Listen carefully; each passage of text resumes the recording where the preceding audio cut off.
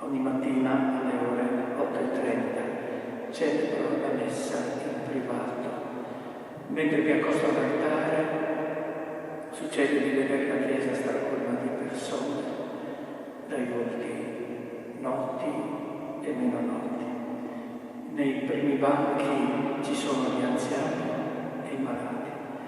È il mio stato d'animo che mi fa vedere la voglia di stare insieme in questo tempo particolarmente quaresimale, abitato dal Signore, il quale sta impossando al cuore di tutti. Oggi, Domenica delle Palme, egli entra in Gerusalemme, entra in questa chiesa, in tutte le case della parrocchia e raccoglie le nostre paure, fragilità, ci dice evidentemente.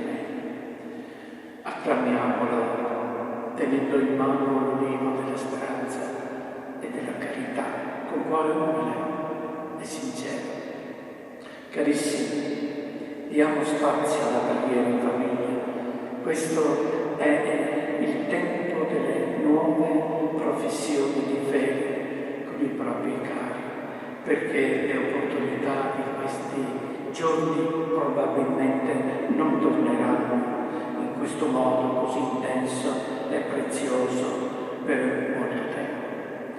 Cari amici, vi invito a partecipare ai riti della settimana santa, seguendo Papa Francesco, che con lungimiranza spirituale ci fa sentire unica famiglia nelle famiglie, come è successo il 25 marzo scorso, a mezzogiorno, con la preghiera del Padre Nostro, con tutte le chiese cristiane, e venerdì 27 marzo in Piazza San Pietro. Io in questi giorni sarò per voi, come Simone Dicidente, con tutto il mio cuore.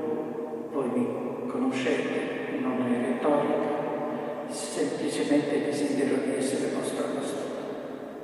Dio vi benedica.